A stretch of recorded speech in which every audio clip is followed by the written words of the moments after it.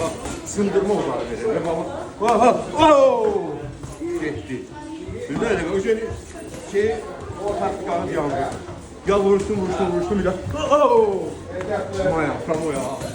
Durdurmam yeri var da. Rakibi de tutuyor. Vuruşturma böyle vuruşup hal edeceksin. Vuruşturmanı bir yerde duracaksın. 30 lira bir uzanma 30 lira. Eyni gücdə udar olabilir. Udarlar bölünməlidir. Bak, sen özündən fikirləşsən ki, mən bunu vuracağım, tut bunu qoyacağım. Dur, ne demək? Sen bu yalandan vurursan. Bak, anamı özündən yalan sapıyla vurur.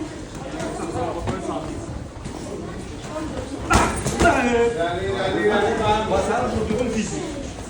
Sen göre oyunda o dizi sapıyla. Bütün gücü o dizi sapıyla. Bir tane dudağını tutamıyor. Yatma ya. Burası bunu vurdu. Hansısa bilimsel çünkü o bir tane koyar. Yaxşı. Bakır mən. Evet. Vurdu sonra da. Karkarı Vaysa iki şeyden. Raz, dva, el göz kapandı, el başa. Bir de karşılama. Ha belə, 1, 2, Muay Thai'nin bütün profesyonelleri hamısı karşılıyor. Ve bizi kickboksdan da Muay Thai'çılar hele odurdular. Biz o vakti dövüşəndə. Ancaq qarşılanmaq olur. Ne terse karşılayıp tak oturduğun yer. Aytarma. Aytarma. Sen karşılamağın üstünde işte. Hemin dizi var ha.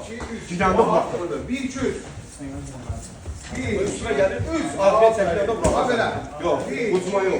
3, yok, aytarma. 1, 2, 3, qalxdı. Əlin gözünə vurdu, ayaq aldı başa. Hazır. Atlardan sonra ne işledik? Bilinç. Geçin, ileri.